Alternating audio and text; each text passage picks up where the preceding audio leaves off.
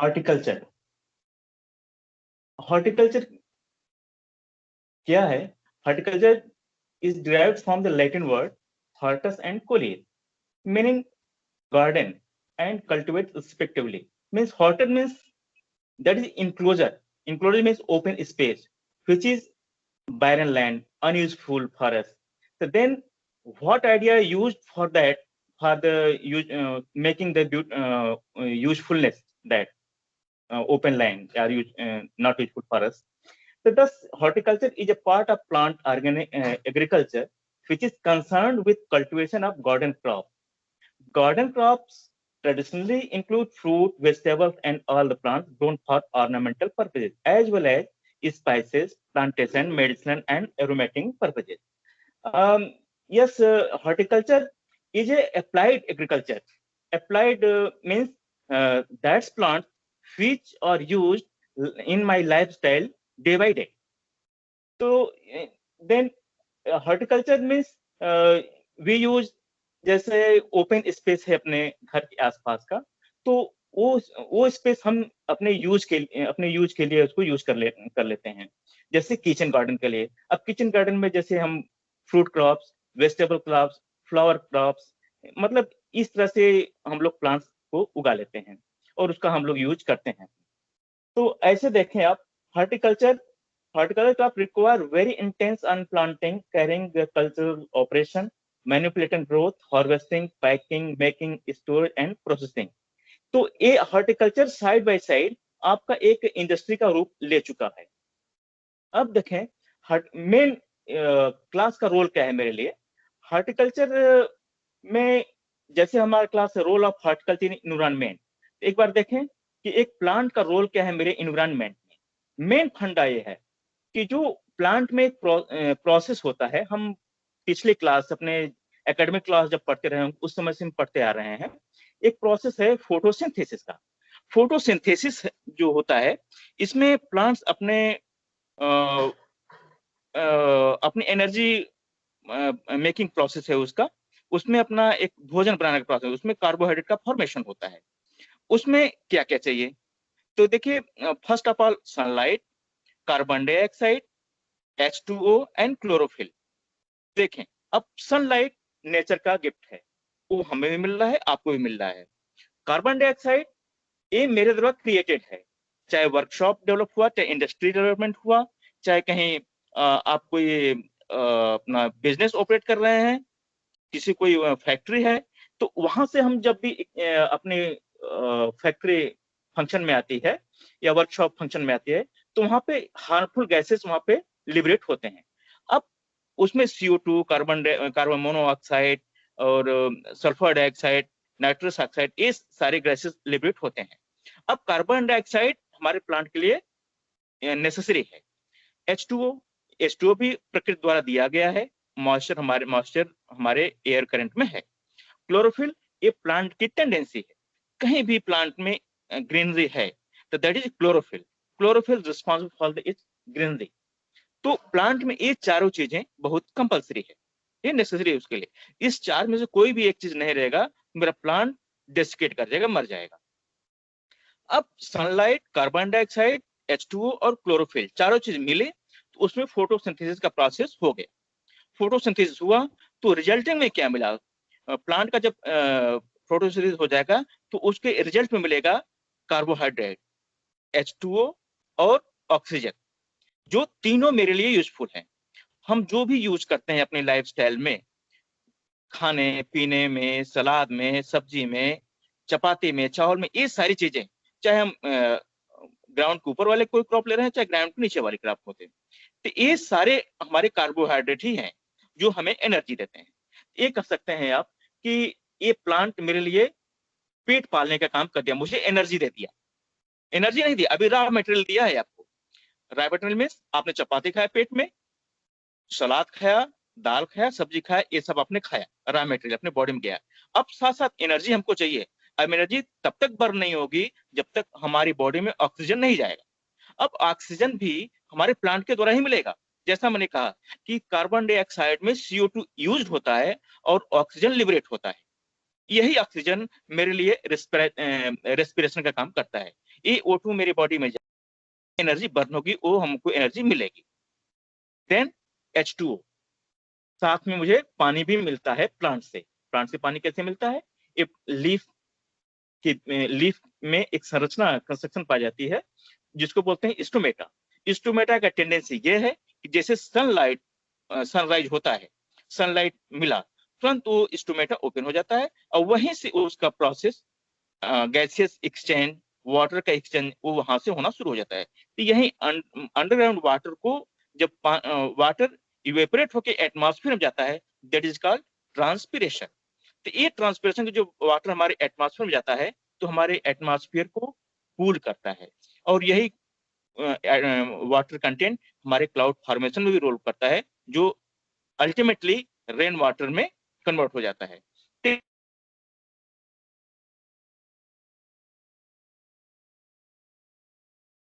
Plant का जो result आया तो कार्बोहाइड्रेट मिला, ऑक्सीजन मिला और पानी मिला।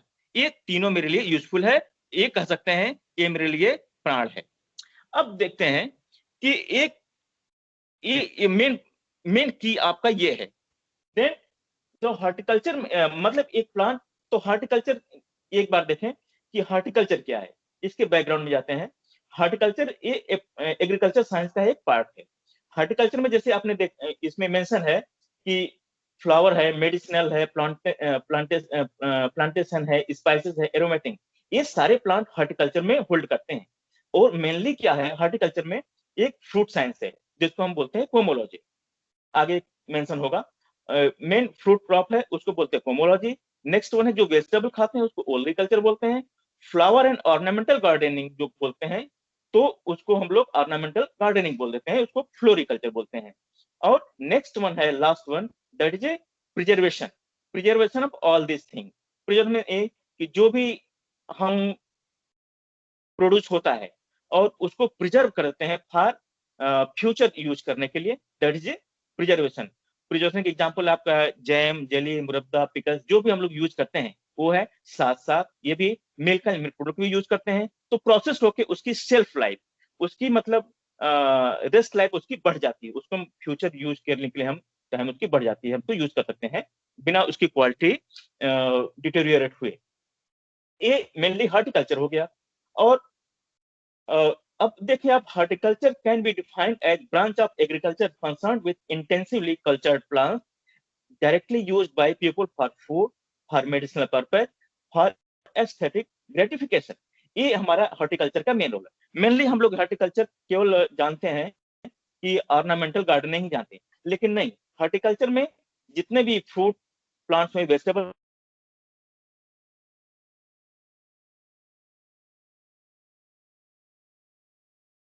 ब्रांचेज, अब जैसा हमने अभी जस्ट इसका डिस्कस किया, पोमोलॉजी। देखें आप, the term pomology derived from the Latin word pomum meaning fruits and Greek word logy meaning that's the pomology means fruit cultivation है। ओलिकल्चर मतलब वेजिटेबल साइंस है, इसमें वेजिटेबल का कोई स्टडी करते हैं। फ्लोरिकल्चर लैंडस्केप गार्डनिंग, ये आपका ऑर्नामेंटल गार्डनिंग है। Floriculture is science of flower production, landscape is the appearance of land as it appears to the eye. Landscape gardening is the art of beautifying a piece of land using garden design method and plant material, etc. Besides, horticulture also covers spice, plantation, medicinal and aromatic crops, post harvest handling of all those crops come under the stream. It means ये है कि जो भी हम लोग मसाले use करते हैं वो स्पाइस क्रॉप है, वो भी स्टडी हम लोग करते हैं। प्लांटेशन क्रॉप, जो भी आप प्लांटेशन मीन्स जो भी काजू, बादाम, ये सब, अखरोट, ये सारे इस्तेमाल करते हैं।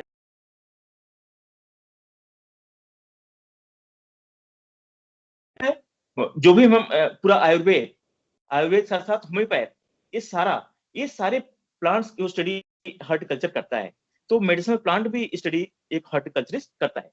और एरोमेटिक, जो भी आप परफ्यूमरी इस्तेमाल करते हैं वो उसके मतलब सेंट बनता है, ऑयल, परफ्यूम, एटसेट्रा, उसके मतलब प्लांट को ऑयल निकाल करके उसको हम लोग इत्र में रूप में इस्तेमाल करते हैं, तो दैट इज एरोमेटिक क्रॉप। जैसे हम लोग जानते होंगे पहले गांव में सरपत जैसे पौधा मिलता था, उसको बोलते हैं लेमन ग्रास, तो that is aromatic plants, aromatic crops है वो। तो हम लोग चाय के पत्ती के रूप में इस्तेमाल करते थे। तो ये एक्चुअली वो है एरोमेटिक क्रॉप, उसके ऑयल निकाल करके हम लोग परफ्यूम में।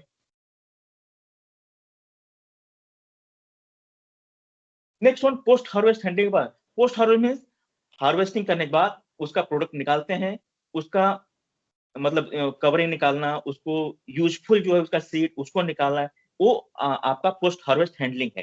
तो ये सारे प्रोसेस हमको स्टडी करना पड़ता है हॉर्टिकल्चर के अंदर।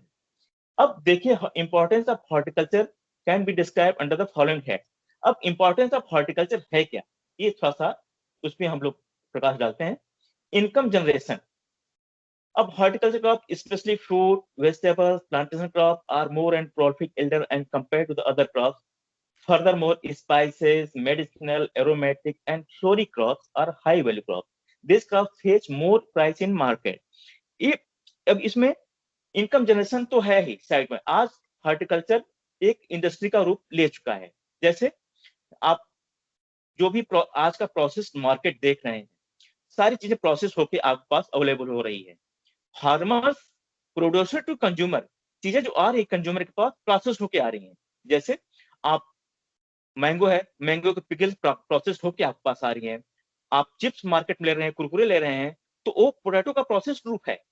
तो वो पोटैटो का प्रोसेस ग्रुप होकर के आपके पास आ रहे हैं। ये क्या है, एक इंडस्ट्रियलाइजेशन ऑफ द हॉर्टिकल्चर कर सकते हैं आप। तो ये हॉर्टिकल्चर एक इंडस्ट्री का फॉर्म ले चुका है। तो हॉर्टिकल्चर क्रॉप में ये आपका है वेजिटेबल हुआ, प्लांटेशन, और जैसे प्लांटेशन क्रॉप में काजू है, वॉलनट है, ये सारे आप छुहाड़ा हुआ, ये सारे आपके प्लांटेशन क्रॉप है। तो ये भी आपके पास रॉ मटेरियल नहीं आते हैं, अब एक प्रोसेस्ड होके आपके पास एकदम रेडी टू यूज है, वो आपके पास आती हैं। तो ये सारी चीजें इनकम जनरेशन का काम कर रही हैं। क्यों? क्योंकि इनकम जनरेशन मतलब इंडस्ट्री का रूप लिया, इंडस्ट्री डेवलप हुआ,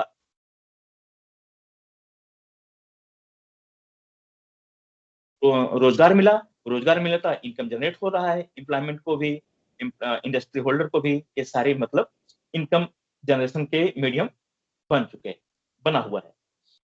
नेक्स्ट वन है एम्प्लॉयमेंट जनरेशन का। अब इंडस्ट्री डेवलप हुआ, हॉर्टिकल्चर डेवलप कर रहा है।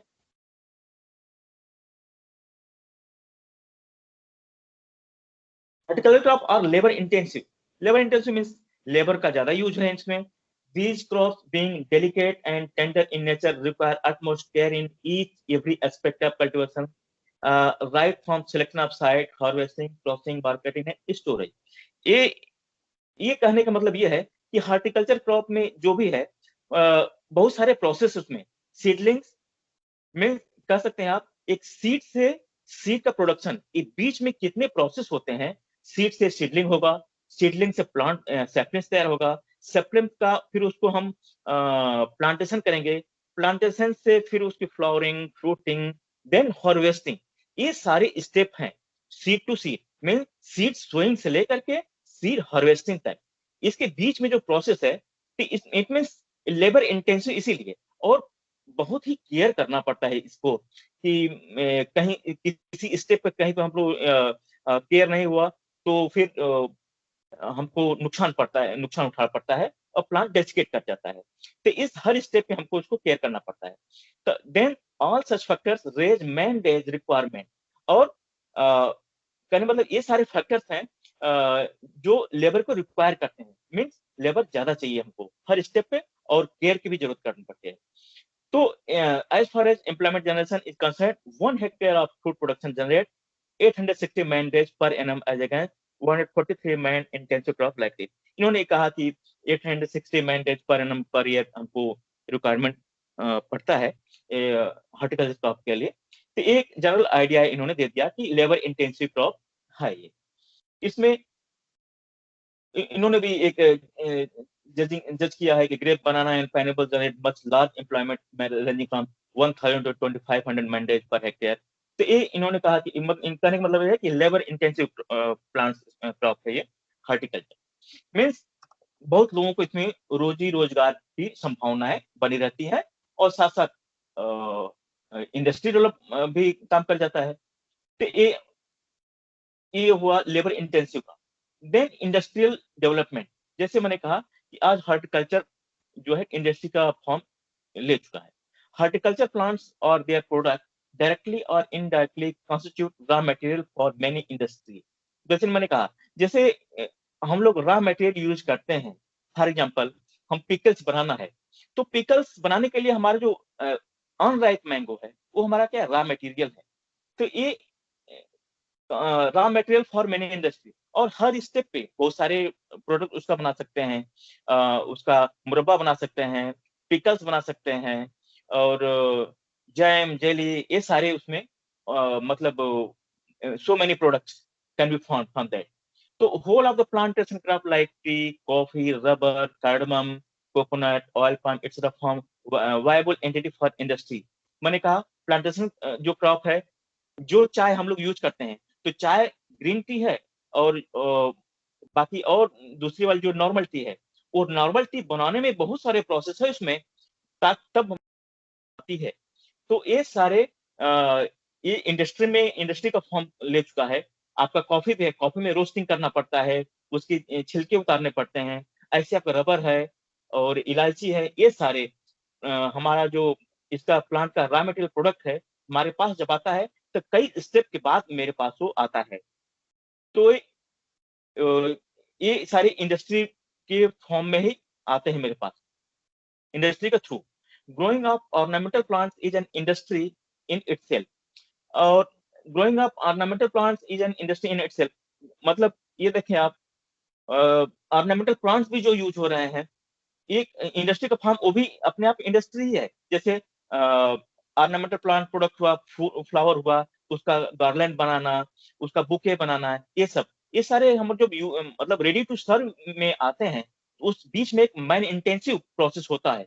उसमें एक्सपर्ट उसमें प्रोसेस करता है, तब जाकर रेडी टू यूज फॉर्म में आता है मेरे पास। तो कहने मतलब ऑर्नामेंटल प्लांट भी एज इंडस्ट्री का फॉर्म में है। इंडोर पॉट प्लांट्स, जैसे हम कहीं अपने घर में रहते हैं, ऑफिस में हैं, कहीं और कहीं फंक्शन है वहाँ पे, तो वहाँ पर भी एक इंडोर पॉट प्लांट्स लगाए जाते हैं। इवन आजकल तो स्कोप हो गया है, अपने बेडरूम में भी लगा के सो सकते हैं। बहुत सारे प्लांट्स हैं जो प्लांट जो है रूम प्यूरिफायर का काम करते हैं। तो ये इतना स्कोप आज बढ़ गया है हमारे पास। तो bulbous plants, orchid etcetera plant of great marketing value, और इसकी वजह से इसका मार्केटिंग वैल्यू बढ़ गया है, स्कोप बढ़ गया है, लोगों में जागरूकता आ गई है। तो ये हमारे लिए इंपॉर्टेंस है इसका। Medicinal plants like dioscorea, senna, ocimum, बुच, एलोए, चित्र, ashwagandha, sarpagandha, isabgol, musli, chamomile, sweet marjoram, khus, kala जीरा, पीपली, इट्सेट्रा। मतलब बहुत सारे प्लांट्स हैं जो हमारे आयुर्वेद में इस्तेमाल होते हैं। और आजकल तो भाई बहुत सारा आयुर्वेद का बहुत ज्यादा स्कोप है। तो बहुत सारे प्लांट्स, और हर प्लांट्स कोई कोई अपना रोल करता है एक आयुर्वेदिक मेडिसिन के लिए। इवन यहाँ तो बता दें आपको, यूकलिप्टस जो है हमारे इन्वायरमेंट का शत्रु माना जाता है, लेकिन उसका ऑयल निकाल करके उसका मतलब पेनकिलर में भी इस्तेमाल हो रहा है। अस्थमेटिक में अस्थमा मतलब प्रॉब्लम, अस्थमेटिक प्रॉब्लम में भी उसका इस्तेमाल ऑयल इस्तेमाल हो रहा है। तो कहने का मतलब ये है कि हर प्लांट अपना कोई न कोई किसी भी रूप में हमारे यूजफुल है मेरे लिए। तो ये हमारा आयुर्वेद में रोल है इसका। एरोमेटिक प्लांट्स लाइक रोज, जैस्मिन, ट्यूबरोज, सैंडल, एटसेट्रा, ये सारे प्लांट्स जो भी फ्लावर हम यूज करते हैं, सेंटेड फ्लावर है, फ्रेग्रेंस है, तो उसका हम लोग ऑयल निकाल करके उसका हम लोग यूज करते हैं एरोमेटिक इंडस्ट्री में। तो इत्र बन जाता है, सेंट बन जाता है, और और कोई मतलब कहीं भी उसका यूज करना है, मतलब सेंट फॉर्म में, और एसेंस में भी उसका यूज कर सकते हैं, जैसे रोज का इस्तेमाल होता है, तो उसको हम लोग एडिबल एसेंस में यूज कर सकते हैं उसको। तो ये हमारे एग्जांपल है इसके, रोज, जैस्मिन, ट्यूबरोज, सैंडल, इस तरह के। Best out with aroma essence are used in perfumery industry. जैसे मैंने कहा, परफ्यूमरी इंडस्ट्री में भी इसका इस्तेमाल है, और एरोमेटिक भी में भी इस्तेमाल है, मसाज में उसमें भी इसका इस्तेमाल होता है। The manufacture of soaps, shampoos, creams, lotion, ointments, etc. depend a lot on plant-based product. आजकल मार्केट में बहुत सारा यूज हो रहा है, जो भी मतलब कॉस्मेटिक इंडस्ट्री में, जैसे में सोप, शैम्प, क्रीम्स, इसमें भी इस्तेमाल होता है। इसमें आपका बेस्ट एग्जांपल है आपका पपाया। पपाया का जो मतलब मिल्क उसका निकलता है, ऊज निकलता है, दूध निकलता है, उसका इस्तेमाल कॉस्मेटिक इंडस्ट्री में उसका इस्तेमाल होता है। और जो एक्ने जो चेहरे पे निकलता है, उसमें भी उसका मेडिसिन बनता है पपाया का दूध का। तो ये an area products are prepared using horticulture plants are product. ये मतलब सरफेसिली मैं देखा कि ये रोल हमारे लिए हॉर्टिकल्चर प्लांट का क्या है। Next, religious and sacred value भी देख रहे हैं आप। रिलीजियस मीन्स जो धार्मिक, हर धर्म में कोई न कोई प्लांट्स अपने मतलब अडॉप्ट कर रखा है। इवन जितने भी आप क्रिश्चियन धर्म में देख लें आप, तो वो लोग जितने भी सफेद फूल वाले होते हैं, वो प्लांट्स उनके लिए मतलब सेक्रेट इंपॉर्टेंस रखता है उनके लिए। और और खजूर का पौधा जो है मुस्लिम लोगों के लिए लोगों ने उसको अडॉप्ट कर रखा है। वो खजूर का इस्तेमाल करते हैं लोगों ने, सेक्रेट वैल्यू है मुस्लिम लोगों के लिए।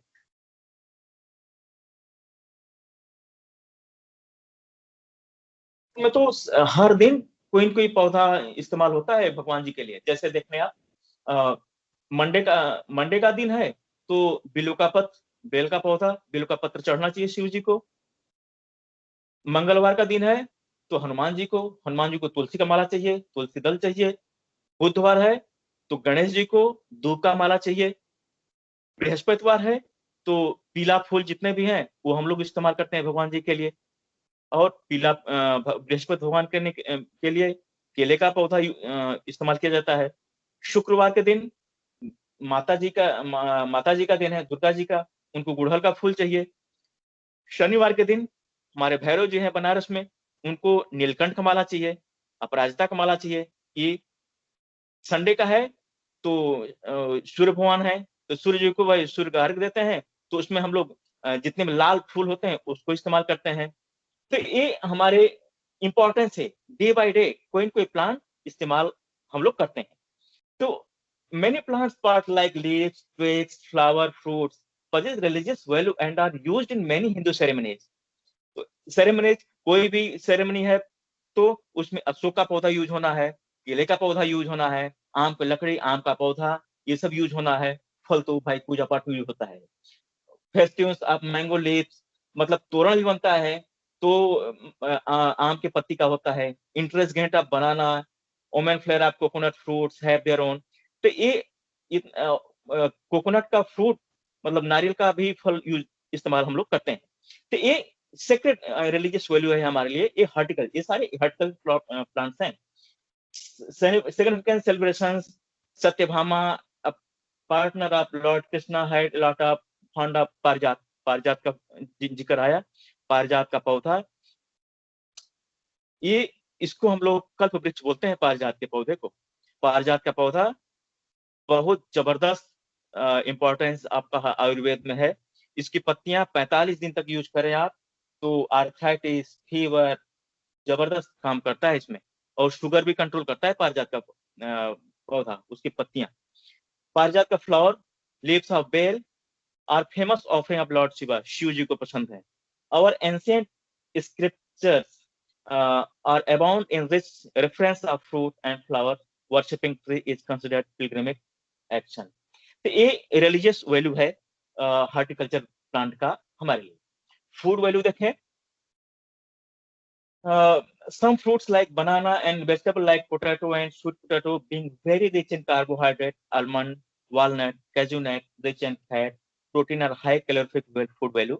Banana, sweet potato constitute staple food in some areas. About 24 banana, each weighing around 100 grams, would provide the energy requirement 2400 calories per day of a sedentary man. जैसे मतलब सेडेंटरी मैन के लिए 2400 calorie की आवश्यकता होती है पर डे। तो देखें फूड वॉल्यूम में क्या इंपॉर्टेंस है। तो ये हमको एनर्जी मिलती है हमको। नेक्स्ट अभी उसको आपको टेबल मिल जाएगा न्यूट्रिशनल वैल्यू में। Fruit and vegetable being rich in vitamins and minerals are known protective food, realizing the worth of fruit and medical research. ऐसे में आपने रिकमेंड किया है the use of 120 gram fruits, 280 gram vegetable per capita per day. Consumption of adequate amount of fruit and vegetable helps in maintaining health and vigor of an individual. जैसे मैंने on an average देखते हैं तो जितने minerals हैं mainly हमको vegetable से ही मिलेंगे, चाहे वो फ्रूट वेजिटेबल हो, चाहे लीफ वेजिटेबल्स हो, चाहे रूट वेजिटेबल्स हो। तो जितने मिनरल्स हैं वो हमको वेजिटेबल से मिलने, और जो फ्रूट्स है वो फ्रूट से हमको फैट मिलेगा, प्रोटीन मिलेगा, विटामिन मिलेगा फ्रूट से ऑन एन एवरेज। देखिए जरा न्यूट्रिशनल वैल्यू क्या है मेरे लिए, ये आपके पास लिस्ट आ गई। Nutrient wise richness of important fruit and vegetable are as under. अब देखें फैट, विटामिन ए। अब हम न्यूट्रिएंट वाइज हम देखेंगे कि हर प्लांट्स में क्या क्या कितना कितना हमको अवेलेबल होता है। देखिए विटामिन ए रिच है। इस विटामिन ए में मैंगो देखें, मैंगो 4800 इंटरनेशनल यूनिट पर 100 ग्राम अवेलेबल हमें होता है। मैंगो देखिए विटामिन ए रिच सोर्स है ये। नेक्स्ट वन है देन उसके पपाया, पपीता हम लोग लेते हैं। पपीता में 2020 है 2020 इंटरनेशनल यूनिट 100 ग्राम। आप विटामिन ए के लिए जबरदस्त सोर्स है आम और पपीता, बराबर इस्तेमाल करिए और फिर तो देता ही देता। उसके बाद आपका देखिए बिट लीफ, जिसको हिंदी में बोलते हैं चुकंदर। चुकंदर और बिट लीफ, चुकंदर की पत्ती है ये। चुकंदर की पत्ती अमूमन हम लोग फेंक देते हैं, लेकिन उसकी पत्ती में देखें आप 9770 इंटरनेशनल यूनिट आपको अवेलेबल होता है। क्या? विटामिन ए चुकंदर की पत्ती में। उसके बाद देखें स्पिनाच लीफ, पालक की पत्ती है। पालक की पत्ती में 9300 इंटरनेशनल यूनिट पर 100 ग्राम अवेलेबल होता है पालक की पत्ती में। उसके बाद कोलोकेशिया, कोलोकेशिया अरवी का पत्ता है ये। अरवी के पत्ते में 10,278 माइक्रोग्राम पर 100 ग्राम अवेलेबल होता है, ये विटामिन ए। उसके बाद आपका कोरिएंडर लीव्स मींस धनिया की पत्ती है, लोग चटनी में इस्तेमाल करते हैं, सब्जी में इस्तेमाल करते हैं। तो 6,918 माइक्रोग्राम है 100 ग्राम। उसके बाद ड्रमस्टिक लीव्स, सहजन का पत्ता, सहजन की पत्ती की सब्जी इस्तेमाल करते हैं कई जगह बहुत लोग। तो उसमें देखिए 6,780 माइक्रोग्राम पर 100 ग्राम है। उसके बाद फेनुग्रीक लीव्स, आपका ये मेथी का पत्ती है ये, 6,450 इंटरनेशनल यूनिट पर 100 ग्राम।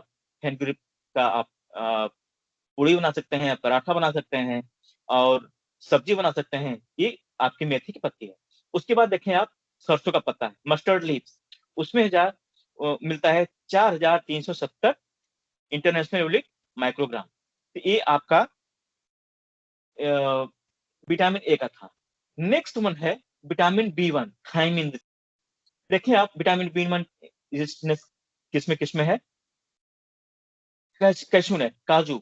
काजू में मिल रहा है आपका 630 मिलीग्राम पर 100 ग्राम मिल रहा है आपको। उसके बाद आपका वालनट है, अखरोट बोलते हैं इसको आप, 450 मिलीग्राम पर 100 ग्राम आपको विटामिन बी1 मिल रहा है। देन अप्रिकैट, इसको बोलते हैं खुबानी, इसमें आपको 217 मिलीग्राम पर 100 ग्राम मिल रहा है। उसके बाद चिली, मिर्चा है, उसमें आपको 0.55 मिलीग्राम पर 100 ग्राम आपको विटामिन बी1 मिल रहा है। देन कोलोकेशिया, अरवी का पत्ता में आपको विटामिन ए मिला, विटामिन बी1 भी मिल रहा है आपको 0.22 मिलीग्राम पर 100 मिलीग्राम पर 100 ग्राम आपको मिल रहा है।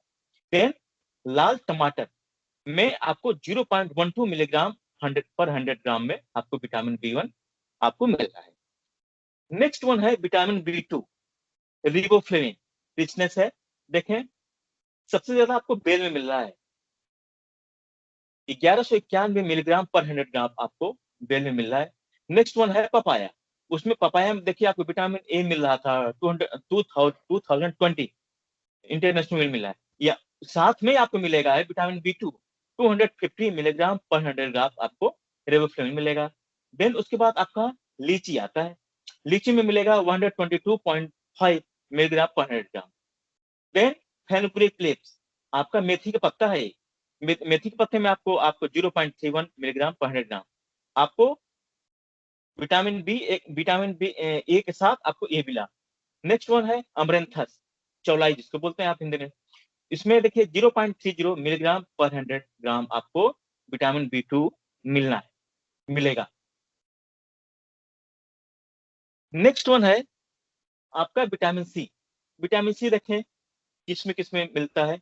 ये चेरी है, बारबडास चेरी, उसमें 1000 टू 4000 मिलीग्राम 100 पर 100 ग्राम आपको मिलेगा। नेक्स्ट वन है आंवला। आंवले में आपका 600 मिलीग्राम। देखें, आप नॉर्थ इंडिया में बहुत ही रिचेस्ट सोर्स आपका विटामिन सी का है, 600 मिलीग्राम पर 100 ग्राम आंवले का। और आंवले का आप जबरदस्त इस्तेमाल करें। और आपको सलाह है, जो प्रोसेस मार्केट में आप लेते हैं उसको न लेकर के आप आंवले का पेड़ अपने लगाएं, या मार्केट से आंवले लेकर के 2-3 आंवला लेकर के काला जीरा डाल करके आप इस्तेमाल कर सकते हैं। क्यों? क्योंकि जो प्रोसेस चीज आप इस्तेमाल करते हैं तो उसमें प्रिजर्वेटिव इस्तेमाल होता है, वो हमको नुकसान करेगा ही करेगा। वो कहते हैं कि मतलब नुकसान नहीं करेगा, लेकिन सोडियम बेंजोएट है, पोटेशियम मेटाबोसल्फाइड है, ये सारे प्रिजर्वेटिव इस्तेमाल करते हैं। तो बेहतर है कि आप नेचुरल फॉर्म में उसको इस्तेमाल करें। तो आंवले को आप इस्तेमाल कर सकते हैं। तो 600 मिलीग्राम पर 100 ग्राम विटामिन सी। उसके बाद गुआवा, अमरूद का सीजन चल रहा है, आप गुआवा 299 मिलीग्राम पर 100 ग्राम इस्तेमाल आप इस्तेमाल करेंगे तो आपको अवेलेबल होगा विटामिन सी। विटामिन सी बहुत इंपॉर्टेंट है इसका। विटामिन सी को एंटी एजिंग एजेंट भी बोला जाता है। क्यों? क्योंकि एंटी एजिंग एजेंट क्या है? जैसे हमारे जो सेल होता है, हमारे बॉडी का सेल, वो डिजनरेट करती है, तो वो रिजनरेट करने का प्रोसेस ये कर देता, मतलब डिजनरेशन का प्रोसेस रोक देगा, तो अपना सेल अपना फॉर्मेशन शुरू हो जाएगा। तो ये एंटी एजिंग एजेंट है आपका विटामिन सी। नेक्स्ट वन है देखिए लाइम। लाइम में 663 मिलीग्राम पर 100 ग्राम है। तो ये आपका सिट्रस ग्रुप का प्लांट है आपका, लाइम, स्वीट ऑरेंज और लेमन। आपका स्वीट ऑरेंज मीन संतरा। संतरे में देखिए आप 50 मिलीग्राम आपको मिल रहा है, 100 ग्राम यूज कर रहे हैं तो। देन उसके बाद नींबू है, 39 मिलीग्राम पर 100 ग्राम में मिल रहा है आपको विटामिन सी। नेक्स्ट वन है आपका ड्रमस्टिक लीव्स। आपने पीछे देखा आपने उसकी न्यूट्रिशनल वैल्यू। देन आपका विटामिन सी भी आपको सहजन के पत्ते में मिल रहा है, 220 मिलीग्राम पर 100 ग्राम में। उसके बाद है आपका धनिया की पत्ती, 135 मिलीग्राम पर 100 ग्राम में मिल रहा है आपका धनिया की पत्ती में। नेक्स्ट वन है चिली, मिर्चा हम लोग इस्तेमाल कर रहे हैं, तो हरी मिर्च में आपको 111 मिलीग्राम पर 100 ग्राम। नेक्स्ट वन है टमाटर, 31 मिलीग्राम आपको मिल रहा है, 100 ग्राम इस्तेमाल करने पे मिल रहा है आपको विटामिन। तो ये विटामिन सी रिचनेस मिला आपको, ये आइटम है आपके हटकर प्रोडक्ट है आपका। नेक्स्ट वन है कार्बोहाइड्रेट। आप हमको चीनी की जरूरत पड़ती है, गुड़ की जरूरत पड़ती है, मीठा खाने की जरूरत पड़ती है। तो मैंने कहा कि आप नेचुरल फॉर्म में कोई भी चीज इस्तेमाल करें। आप देखें, आप मीठा खाना है तो आप एप्रिकॉट ले लीजिए, इसको खुबानी बोलते हैं, जिसमें आपको कार्बोहाइड्रेट मिल रहा है 72.8%। खजूर, डेट, आपका आयरन भी इसमें मिलता है खजूर में, 67.3% मिल रहा है। करौदा, ड्राई करौदा है, 67.10% आपका करौदे में मिल रहा है। केला खा रहे हैं आप, उसमें 36.4%। बेल यूज कर रहे हैं, बेल का फ्रूट है तो 30.6%। कस्टर्ड एप्पल है, शरीफा है तो 23.9%। कैजुनट, काजू है तो 22.37% है। जामुन इस्तेमाल कर रहे हैं तो 90.7% है। कटहल है, जैक फ्रूट बोलते हैं, 18.9%। टेपियोका, टेपियोका आपके लिए नया है। टेपियोका हम लोग इस्तेमाल करते हैं, जैसे हम लोग फास्ट में यूज करते हैं साबूदाना, वो टेपियोका का ही रूट प्रोडक्ट है, वो प्रोसेस होके आता है हमारे पास। वो क्या बोलते हैं, साबूदाना। तो उसमें 38.1% आपको कार्बोहाइड्रेट मिलता है। स्वीट पोटैटो, कंजी बोलते हैं इसको आप, या कन्ना बोलते हैं यहाँ पे, तो इसमें 28.2% है। आलू में 22.6% है। और करी लीव्स, जो हम लोग मीठी नीम बोलते हैं, उसमें 18.7% आपको कार्बोहाइड्रेट मिलता है। तो ये आपका एनर्जी गिविंग प्रोड्यूस है कार्बोहाइड्रेट, ये आपको एनर्जी यहाँ से मिल जाती है। प्रोटीन की जरूरत पड़ती है हमारी सेल फॉर्मेशन करने के लिए, तो देखें आप, कैजुनट 21.2% है, आलमंड है, बादाम 20.8% है, वालनट आपका लगभग 15.6% है बादाम में, मटर है 7.2 ग्राम है, काउपी है, लोबिया बोलते हैं इसको, 4.3 ग्राम है, इंडियन बीन्स, आप जैसे बीन्स लेते हैं, बीन्स यूज करते हैं इंडियन बीन्स, उसमें 3.8 ग्राम पर 100 ग्राम है, तो ये आपका प्रोटीन मिलता है। और ऑन एन एवरेज जितने भी आप दाल यूज करते हैं उसमें आपको प्रोटीन मिलता है जितना आपकी जरूरत पड़ती है। हमें लगता है कि 10 to 15% आपको उसमें मिल जाता है, चने उने में तो 20% मिल जाता है प्रोटीन। और प्रोटीन प्रोटीन रिच, तो आप जो है सोयाबीन, सोयाबीन में जबरदस्त प्रोटीन मिलता है, लगभग 40% उसमें आपको सोयाबीन में मिलता है। तो नेक्स्ट वन है फैट रिचनेस, फैट की जरूरत पड़ती है, हम घी खाते हैं, नॉनवेज का भी इस्तेमाल करते हैं, मीट एंड मीट प्रोडक्ट का भी इस्तेमाल करते हैं, आपको यहाँ मिलता है फैट, वालनट में 64.5%, आलमंड 58.9%, कैचनट में 46.9, एवोकाडो में मिलता है 20.8। और इतना और बता दें, ये जो आप वेजिटेबल का जो फैट यूज करते हैं, ये आपका फैट आपको नुकसान नहीं करता है और हमारी बॉडी में डिपॉजिट भी नहीं होता है, वो हमारी बॉडी से निकल भी जाता है। फाइबर रिचनेस देखें आप, फाइबर का बहुत इंपॉर्टेंस हमारे इंटेस्टाइन के लिए, आंत के लिए, कॉन्स्टिपेशन के लिए, तो फाइबर रिचनेस देखिए। और इंटेस्टाइन में इसका इस्तेमाल ऐसे समझ सकते हैं आप कि इंटेस्टाइन जब हम खाना खाते हैं, कॉन्स्टिपेशन हो जाता है, तो उसमें आंत में पतले पतले, उसको विली बोलते हैं, संरचना पाई जाती है। तो उसमें ये जो फाइबर हम यूज करते हैं, फाइबर हर विली को साफ करते हुए, इंटेस्टाइन को साफ करते हुए और हमारे क्लियर करता है हमारे स्टमक का, मतलब आंत को साफ कर देता है लैट्रिन के रास्ते। तो ये जैसे हम फाइबर रिचनेस, फाइबर में देखें आप, आपका अमरूद, अमरूद में 6.9% आपका फाइबर मिलता है, और अमरूद खाकर देखिए। अमरूद के साथ साथ इसमें पपाया नहीं है मेरे पास, पपाया को भी इस्तेमाल कर सकते हैं, पपाया का भी रफेज कंटेंट अच्छा है। कैथ है, कैथ में भी है आपका 5.2%। पोमग्रेनेट, अनार, एज इट इज, बीज सहित खा डालिए आप उसको, बिना जूस निकाले, मतलब उसको बीज सहित उसको एज इट इज छिल करके खा लीजिए आप, जबरदस्त उसमें आपको आंत में फायदा करेगा कॉन्स्टिपेशन में। आंवला है, आंवले का भी मैं इस्तेमाल करते हैं 3.4%। अंगूर है 3%, इसमें भी है। वालनट, बादाम है आपका 2.6% है। चौलाई है आपका, देखिए 1 ग्राम पर 100 ग्राम, जबरदस्त है चौलाई में। मस्टर्ड है 0.8 ग्राम है। बीट लीफ है, बीट लीफ में चुकंदर का पत्ती है, इसमें भी 0.7 ग्राम है। स्पिनाच, पालक है। ये आपको फाइबर कंटेंट आपका मिला।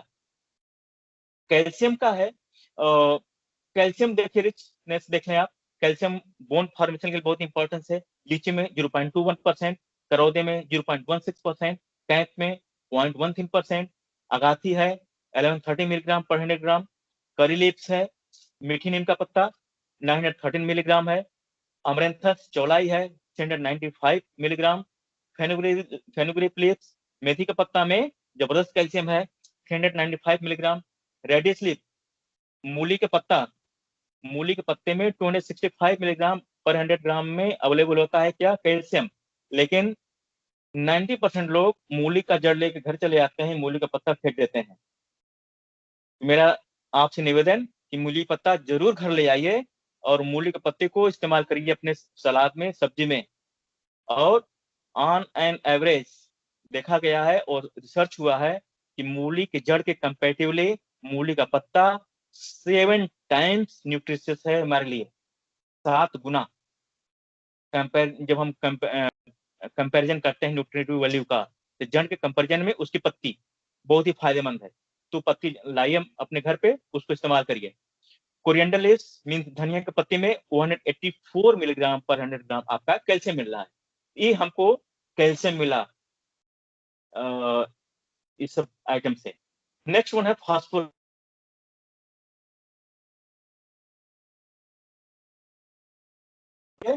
देखिए कैजुनट में 0.45% है, वालनट है 0.38% है, लीची में 0.3% है, कैथ में 0.11% ये फास्फोरस। नेक्स्ट वन है आयरन।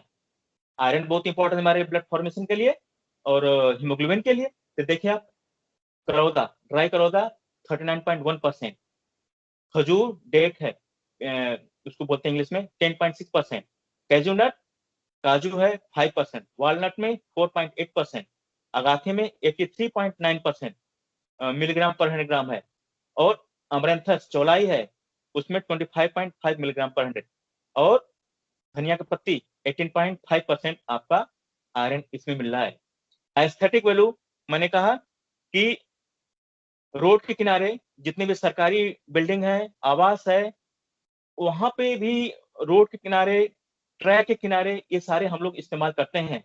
तो प्लांट को लगाते हैं, तो प्लांट हमारे लिए एक ब्यूटीफाई करता है ट्रैक को, बिल्डिंग को, और ऑफिसेस को। तो ये हमारे लिए ये एस्थेटिक वैल्यू है। तो young growing plants give an impression youth to Mughals. Each tree is symbol to something. Fruit trees were considered symbol of life and youth. Many rulers and emperors planted avenue trees of fruit like mango, lychee, mahua, sapota, khirni, ये था। मतलब आप history में भी देखें, आप modern history, Mughal garden, ये आराम बाग, ये सब नाम दिया जाता था। उसमें बहुत सारे पौधे लगाते थे, और उसको सब लोग उसमें जाकर के अपना मेंटल पीस लेते थे, और आंखों भी अच्छा लगता था, आदमी को आत्म शांति मिलती थी। तो ये हमारे लिए एस्थेटिक वैल्यू है। और एक्सपोर्ट वैल्यू, जितने भी ड्राई फ्रूट्स हैं, और मैंगो हुआ, स्पाइसेस हुआ, ये सारे हमारे हमारे देश से एक्सपोर्ट होता है पोलर कंट्रीज में, तो हमको उसको फॉरेन करेंसी मिलती है। तो among was fresh fruit, mango, grapes, vegetables, onion, potato, among flower, rose, among plantation crop, spices crop, black pepper, cardamom, ginger, turmeric, chilies, cashew nut, चाय, कॉफी, कोकोनट, अरेका नट, सुपारी है। Constitute bulk of the export basket, export होते हैं और उससे हमको foreign currency हमको मिलती है। Export made during 19 indicate the export potential of fertile crops। तो ये सारे हमको एक फॉरेन करेंसी भी।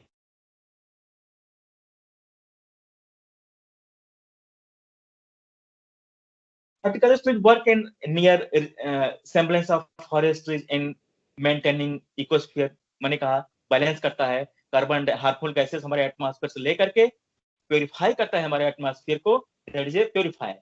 They help in transforming micro climate, हमारे क्लाइमेट को चेंज कर देता है। मतलब माइक्रो क्लाइमेट इन हमारे एटमॉस्फेयर में बहुत सारे माइक्रो एलिमेंट जो हमारे लिए हार्मफुल है, मर्करी हुआ, बहुत सारे एलिमेंट हैं जो हमको नुकसान करते हैं, नाइट्रस ऑक्साइड, सल्फर है, क्लोरोफ्लोरोकार्बन्स है, तो वो हमारे प्लांट को एब्जॉर्ब करते हैं। Provide shelter birds, reptiles and, और कोई प्लांट आप लगा देते हैं तो हमारे लिए जूलॉजिकल पार्क का इस्तेमाल होते हैं। वो हमारे गिलहरी, बर्ड्स, उनको भी हैबिटेट मिल जाता है। एक आपका डोमेस्टिक जू बन जाता है आपके आसपास। Provide impetus to writers, poet, और जितने भी साइकोलॉजी वाले हैं, उसको भी साइकोलॉजिकल पॉइंट ऑफ व्यू से भी उन लोगों को कुछ ना कुछ लिखने को मिल जाता है। लिखा है writers, poet, thinkers and analyst others keep their culture impulse alive. तो उनको एक सजीव उनको सजीव रूपांतरण देने को मिल जाता है अपनी कविताओं में। इस पौधे को लेकर के, पौधे को आधार बना करके करते हैं। तो ये aids to the survival of life space of living entity. हमारे प्लांट कहीं न कहीं we are the primary consumer, वो हम जो है उन्हीं के उन्हीं पे डिपेंड है, प्लांट्स पे। तो ये सारा स्टडी हुआ हमारे रोल ऑफ हार्ट इन्वायरमेंट। अंत में आपको थैंक यू बोलता हूँ। Thank you for joining us.